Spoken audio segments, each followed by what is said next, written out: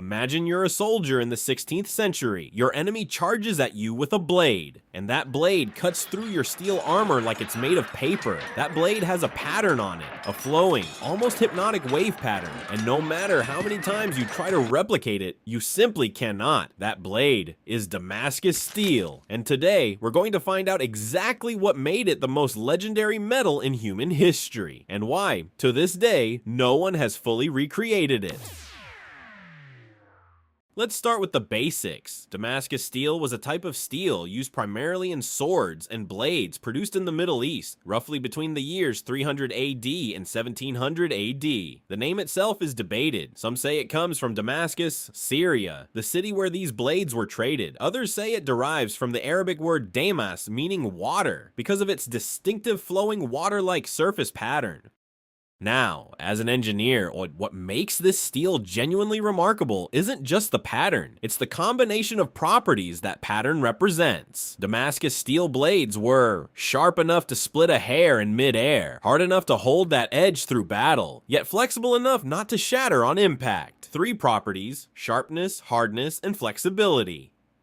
In modern materials science, we call this a paradox of properties, because hardness and flexibility are usually opposites. You get one or the other. Damascus steel somehow had both. That is what kept metallurgists up at night for 300 years.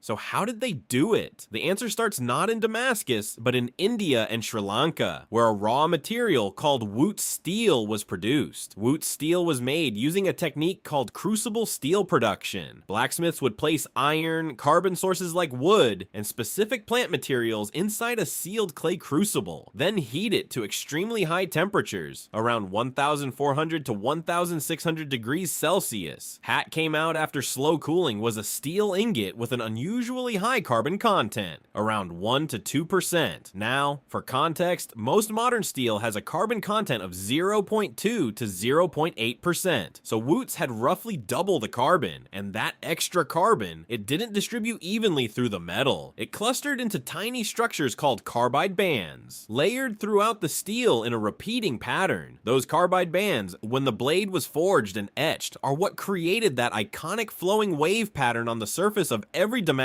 blade. The pattern wasn't decorative, it was a fingerprint of the internal structure. It was proof that you were holding something extraordinary.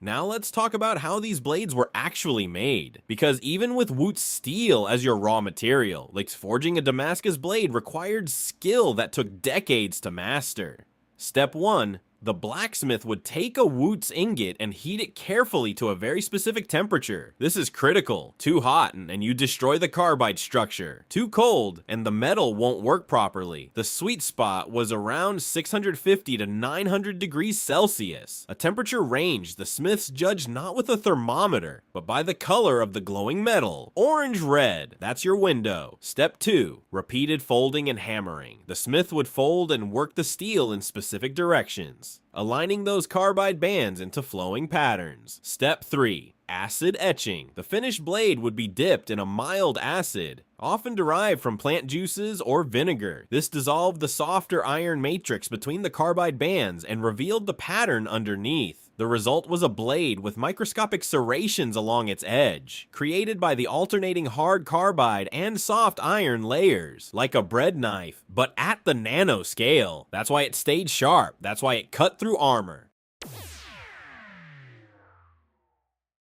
Here is where the story gets genuinely mysterious. Around 1750, Damascus steel production simply stopped. No war destroyed it. No disaster ended it. The knowledge just disappeared. Historians and metallurgists have several theories. Theory 1. The wootz supply chain collapsed. The specific ore deposits in India that produced the right type of iron for wootz steel may have been exhausted, and without that specific raw material, the process couldn't be replicated elsewhere. Theory 2.